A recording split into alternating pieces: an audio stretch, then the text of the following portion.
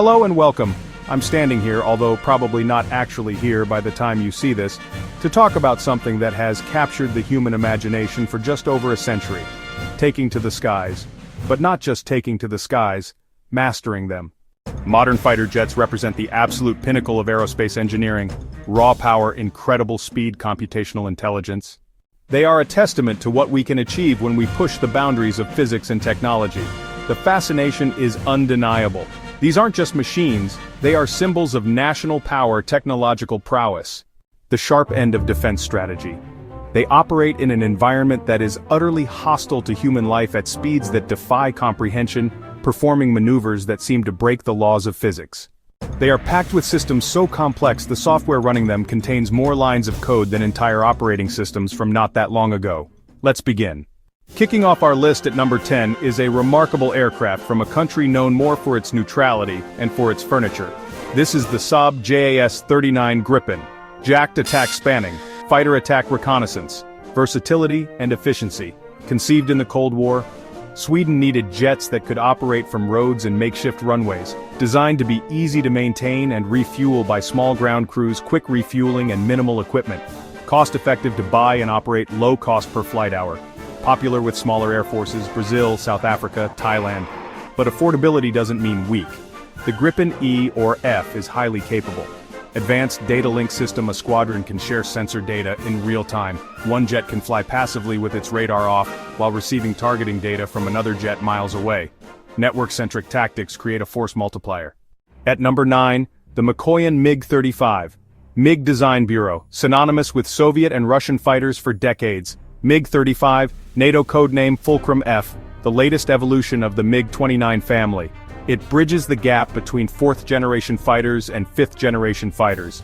The original MiG-29, lightweight, agile air superiority design, designed to counter the F-16 and the FA-18, major upgrade, avionics and sensors, equipped with Russia's first operational ASA radar for a fighter, the Zhuk-AE. ASA superior range, ESA improved tracking, ESA better resistance to jamming. The Zhuk-AE plus a sophisticated optical locator system, the OLS expands detection, OLS animation. Detect and track targets, even stealth, without main radar. OLS components, infrared search and track, IREST. OLS components, TV sensor, OLS components, laser ranging system, power plant, 2 Klimov RD-33 MKS engines more powerful, engines more fuel efficient. Option fitted with thrust vectoring nozzles. Thrust vectoring enables post-stall maneuvers. Watch the Cobra. Multi-role carries air-to-air weapons and precision-guided air-to-ground munitions. Modern take on a classic, a worthy number 9. Coming in at number 8 is another titan of Russian aviation, the Sukhoi Su-35. If the MiG-35 is the evolution of a lightweight fighter, the Su-35 is the absolute pinnacle of a heavyweight lineage. Known to NATO as the Flanker E, a deeply upgraded and modernized version of the Su-27 Flanker. Renowned for its size, renowned for its range, renowned for its incredible maneuverability. The Su-35 takes all of that and dials it up to 11. Like the MiG-35, it achieves this through thrust vectoring engines. The twin Saturn AL-41 F1S engines have nozzles that can move, allowing the pilot to perform physics-defying aerobatics. This isn't just for air shows. In a close-range dogfight, the ability to change direction and point the aircraft's weapons quickly can be life or death. But the Su-35 isn't just about dogfighting. It boasts a seriously powerful sensor package. It has a massive Urbis E-PISA radar, a step below a full AESA but still incredibly potent. Sukhoi says it can detect and track many targets at very long ranges, even small RCS ones. Like the MiG-35, it also features an OLS-35 infrared search and track system for passive targeting. One key design change from earlier flankers is the removal of the canards, the small forewings near the cockpit. The cockpit is a world away from the old analog dials of the original Su-27. It's a full-glass cockpit dominated by 2 large multifunction displays. The Su-35 is a beast. At number 7, we're landing on the deck of an aircraft carrier with an American icon, the Boeing F/A-18E/F Super Hornet. Catapult launch, arrested landing. This jet is the backbone of the United States Navy's carrier air wings, reliable, versatile, dependable. It's not necessarily the fastest or the stealthiest jet on this list, but its strength lies in its incredible flexibility and relentless capability. The FA in its name stands for fighter attack. and that's precisely what it does. The Super Hornet is a true multi-role machine, air-to-air combat escorting other aircraft precision strikes on ground targets.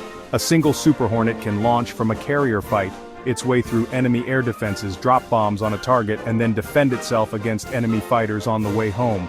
The Super Hornet is a significant redesign of the original FA-18 Hornet. It's about 20% larger, carries more fuel for increased range, and can bring more ordnance back to the carrier.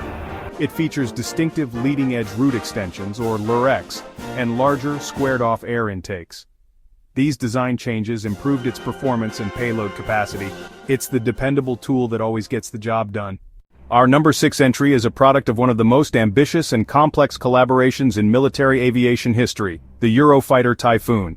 Developed by a consortium of the United Kingdom, Germany, Italy, Spain, the Typhoon was designed to be the premier air superiority fighter for Europe, capable of defending the continent's airspace against any threat.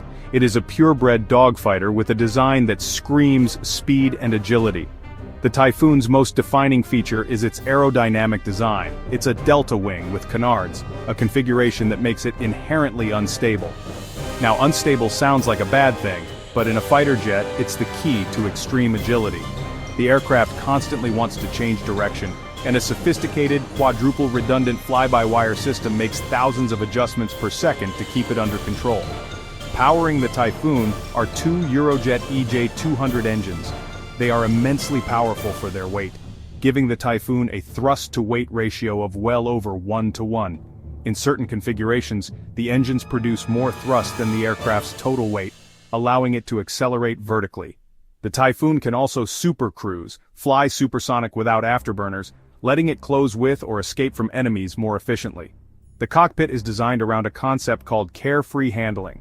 The flight control system won't allow the pilot to exceed structural or aerodynamic limits. Through phased enhancements, it has become a true multi-role aircraft. It is a pure performance machine, raw power blended with intelligent design. Breaking into our top 5 is the Dassault Rafale, embodying French strategic independence. The name Rafale translates to gust of wind or squall. It's a fitting name for an aircraft that can do almost everything. Unlike the Eurofighter, which began as a collaborative project, France chose to go its own way to build a jet to meet unique needs. Air Force Navy. The Rafale's standout is its omni-role capability beyond multi-role Dassault. Says it can switch missions mid-sortie reconnaissance mission, provide air support, defend against enemy fighters without landing to reconfigure massive tactical advantage. Like the Eurofighter, it uses a close-coupled canard delta wing design, superb agility, excellent performance at high and low speeds vital for carrier landings. French Navy flies Rafale M from Charles de Gaulle. One of few non-American carrier jets, commonality simplifies logistics and training.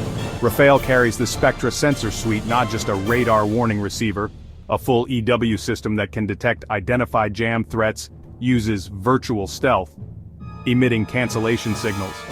Combat-proven Record, a masterpiece of pragmatic, powerful French engineering. At number 4, we have an aircraft that really sent shockwaves through the military aviation world, the Chengdu J-20, also known as the Mighty Dragon. This is China's first operational 5th-generation stealth fighter, and it represents a massive leap in the country's aerospace capabilities. Its existence signals China's ambition to match, and maybe surpass, the United States. The J-20 is a large, heavy fighter. It has a long, blended fuselage, a chiseled nose, delta wings, and forward canards. The canards suggest a focus on agility and supersonic performance, while the overall size points toward a long-range interceptor or strike aircraft. It's designed to fly far, fast, and undetected. Stealth is the J-20's primary feature. Its shape is carefully crafted to deflect radar waves, significantly reducing its radar cross-section, especially from the front. Weapons are carried internally to maintain its stealthy profile. The J-20 is thought to be a system of systems. It has an advanced AESA radar, an electro-optical targeting system, similar to the F-35's EOTs, and a 360-degree passive detection system. It's designed to be network-centric, sharing data with other J-20s, with airborne early warning aircraft, and ground-based systems to build a comprehensive picture of the battle space. Whatever its exact mission, the J-20 Mighty Dragon is a clear statement of intent. It is a symbol of China's rise as a global military power and a truly formidable piece of aviation technology. In the number 3 spot is arguably the most complex, most expensive, and most controversial weapons program in history, the Lockheed Martin F-35 Lightning II. This isn't just a fighter jet, it's a family of 3 distinct variants. U.S. Air Force, Marine Corps, Navy international partners. Its core purpose can be summed up in one word: information. The F-35 is first and foremost a flying sensor and data processing node. Its most revolutionary feature is the fusion of information from its powerful AESA radar distributed aperture system and its electro-optical targeting system. All this data is processed and presented to the pilot on a panoramic cockpit display, and most famously, on their helmet's visor. The F-35's helmet is a technological marvel. It costs over $400,000 and allows the pilot to literally look through the floor of the aircraft. When the pilot looks down, they don't see their own feet. Instead, they see the feed from the DAS camera beneath the jet, with critical flight and targeting information overlaid. This information isn't just for the F-35 pilot. The aircraft is designed to be the quarterback of the battlefield, using its advanced sensors and stealth to penetrate contested airspace, identify threats, and then share that targeting data with older, 4th-generation fighter ships or ground troops who might be miles away. One F-35 can make an entire force more lethal and survivable. This is network-centric warfare realized. Its combination of stealth, sensor fusion, and networking makes it a true game-changer on the modern battlefield. At number 2 we have a jet that was, for a very long time, the undisputed king of the skies and remains a deeply feared adversary, the Lockheed Martin F-22 Raptor.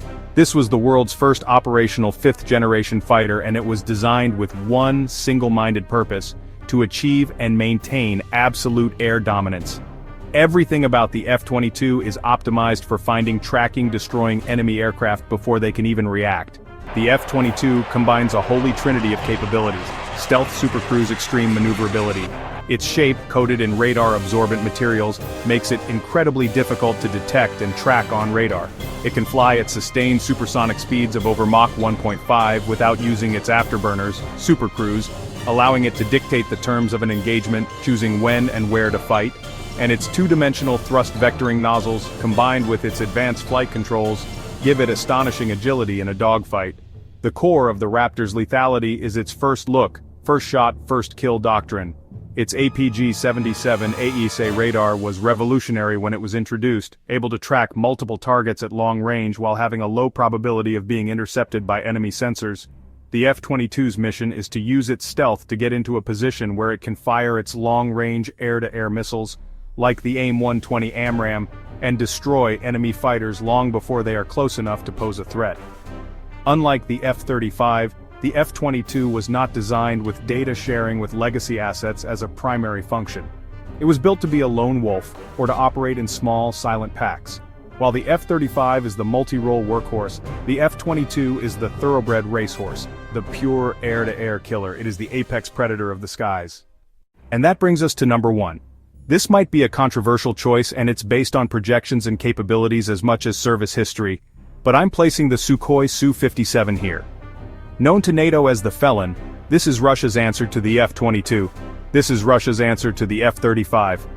It represents a different philosophy of 5th-generation fighter design, one that blends stealth with extreme supermaneuverability. The Su-57's design is a fascinating mix of stealth features and high-performance aerodynamics. Blended wing body shaping, internal weapons bays, leading-edge root extensions, 3-dimensional thrust vectoring nozzles that prioritize aerodynamic performance, perhaps at some cost to all aspect stealth compared to the F-22. The Russian doctrine seems to be that a fighter should be able to outmaneuver an opponent if stealth fails, and its maneuverability is simply breathtaking. The Su-57 is equipped with advanced 3-dimensional thrust vectoring nozzles on its engines. Unlike the F-22's 2-dimensional nozzles that only move up and down, the Su-57's can move in any direction, giving it incredible control over its pitch, yaw, and roll.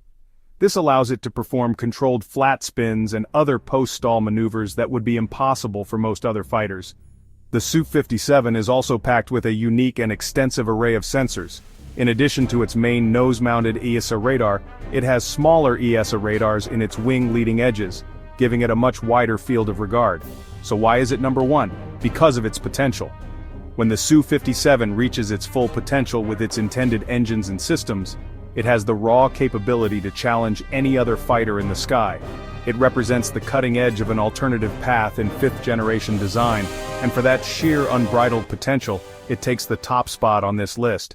And there you have it, a journey through 10 of the most incredible flying machines ever created. From the cost-effective brilliance of the Gripen to the sheer potential of the Su-57, each of these aircraft represents a different answer to the same incredibly complex question. How do you control the sky? The engineering, the software, and the sheer human ingenuity packed into these airframes is something to behold, regardless of their intended purpose. They are the sharpest point of modern technology. Of course, a list like this is always going to be subjective. You might value the combat-proven reliability of the Super Hornet over the projected capabilities of the J-20, or believe the F-22's pure air dominance is still unmatched. And you might be right, the best fighter jet often depends on the mission, the pilot, the support network, and the doctrine behind it, so I'd genuinely love to know what you think. Head down to the comments and let me know what your top fighter is and why. Did I miss one? Is my order completely wrong? Let's discuss it. This is a topic I find endlessly fascinating, and if you do too, then perhaps consider liking this video and subscribing to the channel. We'll be exploring more amazing feats of science and engineering in the future. But for now, from me, thank you very much for watching.